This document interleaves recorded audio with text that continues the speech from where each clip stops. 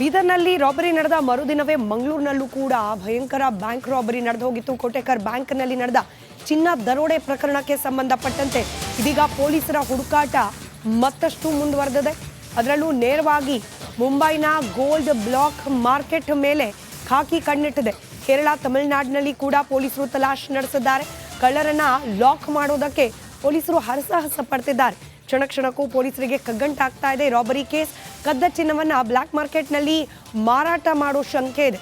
ಗೋಲ್ಡ್ನ block ಮಾರ್ಕೆಟ್ನಲ್ಲಿ ಮಾರಾಟ ಮಾಡಬಹುದು ಅನ್ನೋ ಅನುಮಾನದ ಆಧಾರದ ಮೇಲೆ ಆ ಮಾರ್ಕೆಟ್ ಮೇಲೆ ನಿಗಾ ಇಡೋಕೆ 3 ಪ್ರತ್ಯೇಕ ಪೊಲೀಸ್ ತಂಡಗಳನ್ನು ರಚನೆ ಮಾಡಲಾಗಿದೆ.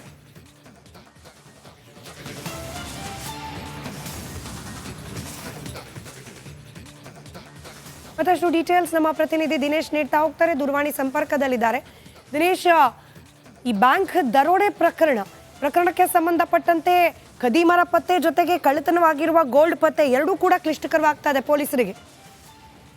ಹೌದು ಸ್ಮಿತಾ, ಏನು ಮಂಗಳೂರಿನ ಕೋಟೆಕರ್ನಲ್ಲಿ ನಡೆದಂತಹ ಬ್ಯಾಂಕ್ ದರೋಡೆ ಪ್ರಕರಣಕ್ಕೆ ಸಂಬಂಧಿಸಿದಂತೆ ಬೇರೆ ಬೇರೆ ಟ್ವಿಸ್ಟ್ಗಳು ಪಡಿತಾ ಇದೆ. ಆದ್ರೆ ಕಳ್ಳರ ಸುಳಿವು ಮಾತ್ರ ಇನ್ನೂ ಕೂಡ ಪೊಲೀಸರಿಗೆ ಪತ್ತೆ ಆಗಿಲ್ಲ. ಹೀಗಾಗಿ ಬೇರೆ ಬೇರೆ ಆಯಾಮಗಳಲ್ಲೂ ಕೂಡ ಪೊಲೀಸರು ತನಿಖೆಯನ್ನು ಮಾಡ್ತಾ ಇರುವಂತದ್ದು. ಪ್ರಮುಖವಾಗಿ ಈಗಾಗಲೇ ಅಲ್ಲಿನ ಸ್ಥಳೀಯರು ಇಬ್ರು ಅನುಮಾನಾಸ್ಪದ ವ್ಯಕ್ತಿಗಳನ್ನು ಪೊಲೀಸ್ ಠಾಣೆಗೆ ಕರೆದು ತೀವ್ರ ವಿಚಾರಣೆಯನ್ನು ಕೂಡ ಮಾಡಿರುವಂತದ್ದು ಮತ್ತು ಬೇರೆ ಬೇರೆ ಸಿಸಿಟಿವಿ ಫುಟೇಜ್ಗಳನ್ನು ಕೂಡ ಪೊಲೀಸರು ವಶಕ್ಕೆ ಪಡೆದುಕೊಂಡು ಒಂದಷ್ಟು ತನಿಖೆಯನ್ನು ಕೂಡ ಮಾಡ್ತಾ ಇರುವಂತದ್ದು. ಇದರ ಜೊತೆಗೆ ಮತ್ತೊಂದು ಪೊಲೀಸರಿಗೆ ಸಿಕ್ಕಿರುವ ಆಯಾಮ ಏನಂದ್ರೆ, ಇದನ್ನು ಏನಾದ್ರೂ ಬ್ಲಾಕ್ ಮಾರ್ಕೆಟ್ ನಲ್ಲಿ ಮಾರಾಟ ಮಾಡ್ಲಿಕ್ಕೆ ಮುಂದಾಗ್ತಾರ ಅನ್ನುವಂತ ದೃಷ್ಟಿಯಲ್ಲಿ ಹಲವು ಮಾರ್ಕೆಟ್ ಅಂದ್ರೆ ಈ ಒಂದು ಚಿನ್ನ ಏನಿದೆ ಇದನ್ನು ಸಾಮಾನ್ಯ ಮಾರ್ಕೆಟ್ ನಲ್ಲಿ ಮಾರಿದ್ರೆ ಅದು ಒಂದಷ್ಟು ಅನುಮಾನ ಬರುತ್ತೆ ಮತ್ತು ಏನು ಚಿನ್ನದ ಅಂಗಡಿಯವರೇ ಪೊಲೀಸರಿಗೆ ಮಾಹಿತಿ ನೀಡುವಂತಹ ಸಾಧ್ಯತೆಗಳು ಇರುತ್ತೆ. ಹೀಗಾಗಿ ಇದನ್ನ ಬ್ಲಾಕ್ ಮಾರ್ಕೆಟ್ ನಲ್ಲಿ ಮಾರುವಂತಹ ಸಾಧ್ಯತೆಗಳು ದಟ್ಟವಾಗಿರುವ ಕಾರಣವಾಗಿ ಹಲವು ಭಾಗದಲ್ಲಿ ಅಂದ್ರೆ ಕೇರಳದಲ್ಲಿ ಇರ್ಬೋದು, ತಮಿಳುನಾಡಿನಲ್ಲಿ ಇರ್ಬೋದು, ಈ ಭಾಗದಲ್ಲಿ ಮತ್ತು ಪ್ರಮುಖವಾಗಿ ದೊಡ್ಡ ಬ್ಲಾಕ್ ಮಾರ್ಕೆಟ್ ಇರುವಂತದ್ದು ಮುಂಬೈನಲ್ಲಿ. ಹೀಗಾಗಿ 3 ಕಡೆಯಲ್ಲೂ ಕೂಡ ಪೊಲೀಸರು ಹೋಗಿ ಅಲ್ಲಿ ಒಂದಷ್ಟು ಕಾರ್ಯಾಚರಣೆಯನ್ನು ಕೂಡ ಮಾಡಿರುವಂತದ್ದು. ಮುಖ್ಯವಾಗಿ ಮುಂಬೈನ ಬ್ಲಾಕ್ ಮಾರ್ಕೆಟ್ ಏನಿದೆ ಅಂದ್ರೆ ಈ ರೀತಿಯಾದ ಕದ್ದ ಚಿನ್ನವನ್ನು ಮಾರಾಟ ಮಾಡುವಂತ ಬ್ಲಾಕ್ ಮಾರ್ಕೆಟ್ ಏನಿದೆ ಅಲ್ಲಿಗೆ ಹೋಗಿ ಅಲ್ಲಿ ಪೊಲೀಸರು ಒಂದಷ್ಟು ಏನು ತನಿಖೆಯನ್ನು ಕೂಡ ಮಾಡ್ತಾ ಇರುವಂತದ್ದು. ಮುಂಬೈ ಪೊಲೀಸರ ಸಹಾಯವನ್ನು ಪಡೆದು ಅಲ್ಲಿನ ಬ್ಲಾಕ್ ಮಾರ್ಕೆಟ್ ನಲ್ಲಿ ಯಾರಾದ್ರೂ ಈ ರೀತಿಯಾದಂತಹ ಚಿನ್ನವನ್ನು ಕೊಟ್ಟಿದ್ದಾರಾ ಮತ್ತು ಈ ರೀತಿಯಾದಂತಹ ಚಿನ್ನವನ್ನು ಮಾರಾಟ ಮಾಡುವುದಕ್ಕೆ ಬರ್ತಾ ಇದ್ದಾರಾ ಅನ್ನುವಂತ ನಿಟ್ಟಿನಲ್ಲೂ ಕೂಡ ಪೊಲೀಸರು ತನಿಖೆ ಮಾಡ್ತಾ ಇರುವಂತದ್ದು. ಸ್ಮಿತಾ, ಏನು ಈ ಒಂದು ಕೋಟೆಕಾರ್ನಲ್ಲಿ ನಡೆದಂತಹ ಬ್ಯಾಂಕ್ ದರೋಡೆಗೆ ಸಂಬಂಧಿಸಿದಂತೆ ಸದ್ಯ ಪೊಲೀಸರ ತನಿಖೆ ಕೂಡ ಬಹಳಷ್ಟು ಚುರುಕಾಗಿರುವಂತದ್ದು. ಅಂದ್ರೆ 2 ದಿನ ಕಳೆಯಿತು, ಇನ್ನೂ ಕೂಡ ಕಳ್ಳರ ಸುಳಿವು ಪತ್ತೆ ಆಗ್ಲಿಲ್ಲ. ಮತ್ತಷ್ಟು ದಿನ ಆದ್ರೆ ಇನ್ನು ಕ್ಲಿಷ್ಟ ಆಗುವುದು ಏನು ಕಳ್ಳರ ಪತ್ತೆಗಾಗಿ. ಹೀಗಾಗಿ ಪೊಲೀಸರು ಈಗಾಗಲೇ ತನಿಖೆಯನ್ನು ಚುರುಕುಗೊಳಿಸಿರುವುದು. ಸದ್ಯ 8 ತಂಡಗಳಾಗಿ ಮಾಡಿಕೊಂಡು 8 ಬೇರೆ ಬೇರೆ ದಿಕ್ಕುಗಳಲ್ಲಿ ಪೊಲೀಸರು ಏನು ಕಾರ್ಯಾಚರಣೆಯನ್ನು ಕೂಡ ಮಾಡ್ತಾ ಇರುವಂತದ್ದು. ಸ್ಮಿತಾ, ಧನ್ಯವಾದ ದಿನೇಶ್ ಮಾಹಿತಿಗಾಗಿ.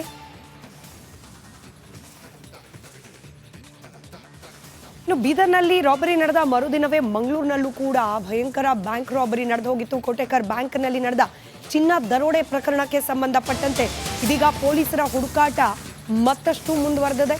ಅದರಲ್ಲೂ ನೇರವಾಗಿ ಮುಂಬೈನ ಗೋಲ್ಡ್ ಬ್ಲಾಕ್ ಮಾರ್ಕೆಟ್ ಮೇಲೆ ಖಾಕಿ ಕಣ್ಣಿಟ್ಟಿದೆ. ಕೇರಳ, ತಮಿಳುನಾಡಿನಲ್ಲಿ ಕೂಡ ಪೊಲೀಸರು ತಲಾಶ್ ನಡೆಸಿದ್ದಾರೆ. ಕಳ್ಳರನ್ನ ಲಾಕ್ ಮಾಡೋದಕ್ಕೆ ಪೊಲೀಸರು ಹರಸಾಹಸ ಪಡ್ತಿದ್ದಾರೆ.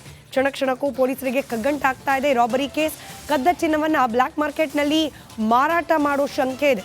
ಗೋಲ್ಡ್ನ ಬ್ಲಾಕ್ ಮಾರ್ಕೆಟ್ನಲ್ಲಿ ಮಾರಾಟ ಮಾಡಬಹುದು ಅನ್ನೋ ಅನುಮಾನದ ಆಧಾರದ ಮೇಲೆ ಆ ಮಾರ್ಕೆಟ್ ಮೇಲೆ ನಿಗಾ ಇಡೋಕೆ 3 ಪ್ರತ್ಯೇಕ ಪೊಲೀಸ್ ತಂಡಗಳನ್ನು ರಚನೆ ಮಾಡಲಾಗಿದೆ.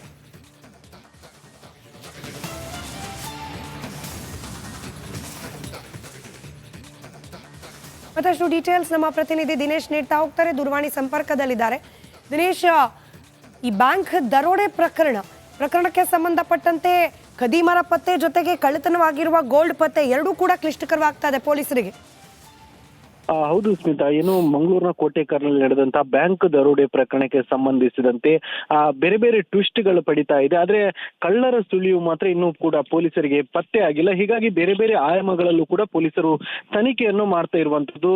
ಪ್ರಮುಖವಾಗಿ ಈಗಾಗಲೇ ಅಲ್ಲಿನ ಸ್ಥಳೀಯರು ಇಬ್ರು ಅನುಮಾನಾಸ್ಪದ ವ್ಯಕ್ತಿಗಳನ್ನು ಪೊಲೀಸ್ ಠಾಣೆಗೆ ಕರೆದು ತೀವ್ರ ವಿಚಾರಣೆಯನ್ನು ಕೂಡ ಮಾಡಿರುವಂತದ್ದು ಮತ್ತು ಬೇರೆ ಬೇರೆ ಸಿಸಿಟಿವಿ ಫುಟೇಜ್ಗಳನ್ನು ಕೂಡ ಪೊಲೀಸರು ವಶಕ್ಕೆ ಪಡೆದುಕೊಂಡು ಒಂದಷ್ಟು ತನಿಖೆಯನ್ನು ಕೂಡ ಮಾಡ್ತಾ ಇರುವಂತದ್ದು. ಇದರ ಜೊತೆಗೆ ಮತ್ತೊಂದು ಪೊಲೀಸರಿಗೆ ಸಿಕ್ಕಿರುವ ಆಯಾಮ ಏನಂದ್ರೆ ಇದನ್ನು ಏನಾದ್ರು ಬ್ಲ್ಯಾಕ್ ಮಾರ್ಕೆಟ್ ನಲ್ಲಿ ಮಾರಾಟ ಮಾಡ್ಲಿಕ್ಕೆ ಮುಂದಾಗ್ತಾರ ಅನ್ನುವಂತ ದೃಷ್ಟಿಯಲ್ಲಿ ಹಲವು ಮಾರ್ಕೆಟ್ ಅಂದ್ರೆ ಈ ಒಂದು ಚಿನ್ನ ಏನಿದೆ ಇದನ್ನು ಸಾಮಾನ್ಯ ಮಾರ್ಕೆಟ್ ನಲ್ಲಿ ಮಾರಿದ್ರೆ ಅದು ಒಂದಷ್ಟು ಅನುಮಾನ ಬರುತ್ತೆ ಮತ್ತು ಏನು ಚಿನ್ನದ ಅಂಗಡಿಯವರೇ ಪೊಲೀಸರಿಗೆ ಮಾಹಿತಿ ನೀಡುವಂತಹ ಸಾಧ್ಯತೆಗಳು ಇರುತ್ತೆ. ಹೀಗಾಗಿ ಇದನ್ನ ಬ್ಲ್ಯಾಕ್ ಮಾರ್ಕೆಟ್ ನಲ್ಲಿ ಮಾರುವಂತಹ ಸಾಧ್ಯತೆಗಳು ದಟ್ಟವಾಗಿರುವ ಕಾರಣವಾಗಿ ಹಲವು ಭಾಗದಲ್ಲಿ ಅಂದ್ರೆ ಕೇರಳದಲ್ಲಿ ಇರ್ಬೋದು, ತಮಿಳುನಾಡಿನಲ್ಲಿ ಇರ್ಬೋದು, ಈ ಭಾಗದಲ್ಲೂ ಮತ್ತು ಪ್ರಮುಖವಾಗಿ ದೊಡ್ಡ ಬ್ಲ್ಯಾಕ್ ಮಾರ್ಕೆಟ್ ಇರುವಂತದ್ದು ಮುಂಬೈನಲ್ಲಿ. ಹೀಗಾಗಿ ಮೂರು ಕಡೆಯಲ್ಲೂ ಕೂಡ ಪೊಲೀಸರು ಹೋಗಿ ಅಲ್ಲಿ ಒಂದಷ್ಟು ಕಾರ್ಯಾಚರಣೆಯನ್ನು ಕೂಡ ಮಾಡಿರುವಂತದ್ದು. ಮುಖ್ಯವಾಗಿ ಮುಂಬೈನ ಬ್ಲ್ಯಾಕ್ ಮಾರ್ಕೆಟ್ ಏನಿದೆ ಅಂದ್ರೆ ಈ ರೀತಿಯಾದ ಕದ್ದ ಚಿನ್ನವನ್ನು ಮಾರಾಟ ಮಾಡುವಂತ ಬ್ಲ್ಯಾಕ್ ಮಾರ್ಕೆಟ್ ಏನಿದೆ ಅಲ್ಲಿಗೆ ಹೋಗಿ ಅಲ್ಲಿ ಪೊಲೀಸರು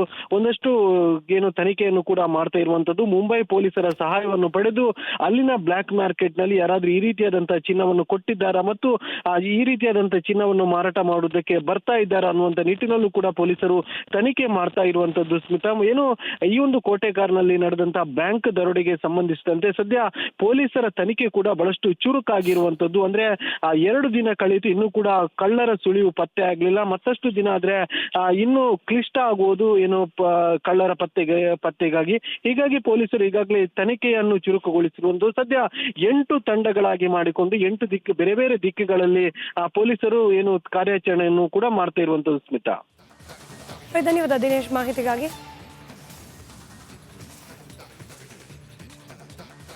ಇನ್ನು ಬೀದರ್ನಲ್ಲಿ ರಾಬರಿ ನಡೆದ ಮರುದಿನವೇ ಮಂಗಳೂರಿನಲ್ಲೂ ಕೂಡ ಭಯಂಕರ ಬ್ಯಾಂಕ್ ರಾಬರಿ ನಡೆದು ಹೋಗಿತ್ತು. ಕೋಟೆಕರ್ ಬ್ಯಾಂಕ್ನಲ್ಲಿ ನಡೆದ ಚಿನ್ನ ದರೋಡೆ ಪ್ರಕರಣಕ್ಕೆ ಸಂಬಂಧಪಟ್ಟಂತೆ ಇದೀಗ ಪೊಲೀಸರ ಹುಡುಕಾಟ ಮತ್ತಷ್ಟು ಮುಂದುವರೆದಿದೆ.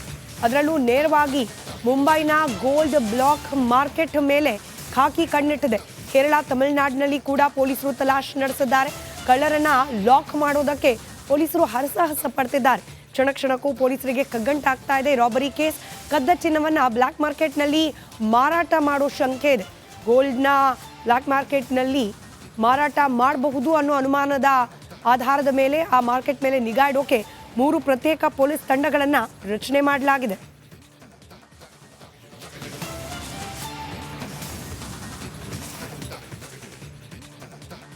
ಮತ್ತಷ್ಟು ಡೀಟೇಲ್ಸ್ ನಮ್ಮ ಪ್ರತಿನಿಧಿ ದಿನೇಶ್ ನೀಡ್ತಾ ಹೋಗ್ತಾರೆ, ದೂರವಾಣಿ ಸಂಪರ್ಕದಲ್ಲಿದ್ದಾರೆ. ದಿನೇಶ್, ಈ ಬ್ಯಾಂಕ್ ದರೋಡೆ ಪ್ರಕರಣಕ್ಕೆ ಸಂಬಂಧಪಟ್ಟಂತೆ ಖದೀಮರ ಪತ್ತೆ ಜೊತೆಗೆ ಕಳ್ಳತನವಾಗಿರುವ ಗೋಲ್ಡ್ ಪತ್ತೆ ಎರಡೂ ಕೂಡ ಕ್ಲಿಷ್ಟಕರವಾಗ್ತಾ ಇದೆ ಪೊಲೀಸರಿಗೆ. ಹೌದು ಸ್ಮಿತಾ, ಏನು ಮಂಗಳೂರಿನ ಕೋಟೆಕಾರ್ನಲ್ಲಿ ನಡೆದಂತಹ ಬ್ಯಾಂಕ್ ದರೋಡೆ ಪ್ರಕರಣಕ್ಕೆ ಸಂಬಂಧಿಸಿದಂತೆ ಬೇರೆ ಬೇರೆ ಟ್ವಿಸ್ಟ್ಗಳು ಪಡಿತಾ ಇದೆ. ಆದ್ರೆ ಕಳ್ಳರ ಸುಳಿವು ಮಾತ್ರ ಇನ್ನೂ ಕೂಡ ಪೊಲೀಸರಿಗೆ ಪತ್ತೆ ಆಗಿಲ್ಲ. ಹೀಗಾಗಿ ಬೇರೆ ಬೇರೆ ಆಯಾಮಗಳಲ್ಲೂ ಕೂಡ ಪೊಲೀಸರು ತನಿಖೆಯನ್ನು ಮಾಡ್ತಾ ಇರುವಂತದ್ದು. ಪ್ರಮುಖವಾಗಿ ಈಗಾಗಲೇ ಅಲ್ಲಿನ ಸ್ಥಳೀಯರು 1-2 ಅನುಮಾನಾಸ್ಪದ ವ್ಯಕ್ತಿಗಳನ್ನು ಪೊಲೀಸ್ ಠಾಣೆಗೆ ಕರೆದು ತೀವ್ರ ವಿಚಾರಣೆಯನ್ನು ಕೂಡ ಮಾಡಿರುವಂತದ್ದು ಮತ್ತು ಬೇರೆ ಬೇರೆ ಸಿಸಿಟಿವಿ ಫುಟೇಜ್ಗಳನ್ನು ಕೂಡ ಪೊಲೀಸರು ವಶಕ್ಕೆ ಪಡೆದುಕೊಂಡು ಒಂದಷ್ಟು ತನಿಖೆಯನ್ನು ಕೂಡ ಮಾಡ್ತಾ ಇರುವಂತದ್ದು. ಇದರ ಜೊತೆಗೆ ಮತ್ತೊಂದು ಪೊಲೀಸರಿಗೆ ಸಿಕ್ಕಿರುವ ಆಯಾಮ ಏನಂದ್ರೆ ಇದನ್ನು ಏನಾದ್ರು ಬ್ಲ್ಯಾಕ್ ಮಾರ್ಕೆಟ್ ನಲ್ಲಿ ಮಾರಾಟ ಮಾಡ್ಲಿಕ್ಕೆ ಮುಂದಾಗ್ತಾರ ಅನ್ನುವಂತ ದೃಷ್ಟಿಯಲ್ಲಿ ಹಲವು ಮಾರ್ಕೆಟ್ ಅಂದ್ರೆ ಈ ಒಂದು ಚಿನ್ನ ಏನಿದೆ ಇದನ್ನು ಸಾಮಾನ್ಯ ಮಾರ್ಕೆಟ್ ನಲ್ಲಿ ಮಾರಿದ್ರೆ ಅದು ಒಂದಷ್ಟು ಅನುಮಾನ ಬರುತ್ತೆ ಮತ್ತು ಏನು ಚಿನ್ನದ ಅಂಗಡಿಯವರೇ ಪೊಲೀಸರಿಗೆ ಮಾಹಿತಿ ನೀಡುವಂತಹ ಸಾಧ್ಯತೆಗಳು ಇರುತ್ತೆ. ಹೀಗಾಗಿ ಇದನ್ನ ಬ್ಲ್ಯಾಕ್ ಮಾರ್ಕೆಟ್ ನಲ್ಲಿ ಮಾರುವಂತಹ ಸಾಧ್ಯತೆಗಳು ದಟ್ಟವಾಗಿರುವ ಕಾರಣವಾಗಿ ಹಲವು ಭಾಗದಲ್ಲಿ ಅಂದ್ರೆ ಕೇರಳದಲ್ಲಿ ಇರ್ಬೋದು, ತಮಿಳುನಾಡಿನಲ್ಲಿ ಇರ್ಬೋದು, ಈ ಭಾಗದಲ್ಲೂ ಮತ್ತು ಪ್ರಮುಖವಾಗಿ ದೊಡ್ಡ ಬ್ಲ್ಯಾಕ್ ಮಾರ್ಕೆಟ್ ಇರುವಂತದ್ದು ಮುಂಬೈನಲ್ಲಿ. ಹೀಗಾಗಿ 3 ಕಡೆಯಲ್ಲೂ ಕೂಡ ಪೊಲೀಸರು ಹೋಗಿ ಅಲ್ಲಿ ಒಂದಷ್ಟು ಕಾರ್ಯಾಚರಣೆಯನ್ನು ಕೂಡ ಮಾಡಿರುವಂತದ್ದು. ಮುಖ್ಯವಾಗಿ ಮುಂಬೈನ ಬ್ಲ್ಯಾಕ್ ಮಾರ್ಕೆಟ್ ಏನಿದೆ ಅಂದ್ರೆ ಈ ರೀತಿಯಾದ ಕದ್ದ ಚಿನ್ನವನ್ನು ಮಾರಾಟ ಮಾಡುವಂತ ಬ್ಲ್ಯಾಕ್ ಮಾರ್ಕೆಟ್ ಏನಿದೆ ಅಲ್ಲಿಗೆ ಹೋಗಿ ಅಲ್ಲಿ ಪೊಲೀಸರು ಒಂದಷ್ಟು ಏನು ತನಿಖೆಯನ್ನು ಕೂಡ ಮಾಡ್ತಾ ಇರುವಂತದ್ದು. ಮುಂಬೈ ಪೊಲೀಸರ ಸಹಾಯವನ್ನು ಪಡೆದು ಅಲ್ಲಿನ ಬ್ಲ್ಯಾಕ್ ಮಾರ್ಕೆಟ್ ನಲ್ಲಿ ಯಾರಾದ್ರೂ ಈ ರೀತಿಯಾದಂತಹ ಚಿನ್ನವನ್ನು ಕೊಟ್ಟಿದ್ದಾರಾ ಮತ್ತು ಈ ರೀತಿಯಾದಂತಹ ಚಿನ್ನವನ್ನು ಮಾರಾಟ ಮಾಡುವುದಕ್ಕೆ ಬರ್ತಾ ಇದ್ದಾರಾ ಅನ್ನುವಂತ ನಿಟ್ಟಿನಲ್ಲೂ ಕೂಡ ಪೊಲೀಸರು ತನಿಖೆ ಮಾಡ್ತಾ ಇರುವಂತದ್ದು. ಸ್ಮಿತಾ, ಏನು ಈ ಒಂದು ಕೋಟೆಕಾರ್ನಲ್ಲಿ ನಡೆದಂತಹ ಬ್ಯಾಂಕ್ ದರೋಡೆಗೆ ಸಂಬಂಧಿಸಿದಂತೆ ಸದ್ಯ ಪೊಲೀಸರ ತನಿಖೆ ಕೂಡ ಬಹಳಷ್ಟು ಚುರುಕಾಗಿರುವಂತದ್ದು. ಅಂದ್ರೆ 2 ದಿನ ಕಳೆಯಿತು, ಇನ್ನೂ ಕೂಡ ಕಳ್ಳರ ಸುಳಿವು ಪತ್ತೆ ಆಗ್ಲಿಲ್ಲ. ಮತ್ತಷ್ಟು ದಿನ ಆದ್ರೆ ಇನ್ನು ಕ್ಲಿಷ್ಟ ಆಗುವುದು ಏನು ಕಳ್ಳರ ಪತ್ತೆಗಾಗಿ. ಹೀಗಾಗಿ ಪೊಲೀಸರು ಈಗಾಗಲೇ ತನಿಖೆಯನ್ನು ಚುರುಕುಗೊಳಿಸಿರುವುದು. ಸದ್ಯ 8 ತಂಡಗಳಾಗಿ ಮಾಡಿಕೊಂಡು 8 ಬೇರೆ ಬೇರೆ ದಿಕ್ಕುಗಳಲ್ಲಿ ಪೊಲೀಸರು ಏನು ಕಾರ್ಯಾಚರಣೆಯನ್ನು ಕೂಡ ಮಾಡ್ತಾ ಇರುವಂತದ್ದು. ಸ್ಮಿತಾ, ಧನ್ಯವಾದ ದಿನೇಶ್ ಮಾಹಿತಿಗಾಗಿ.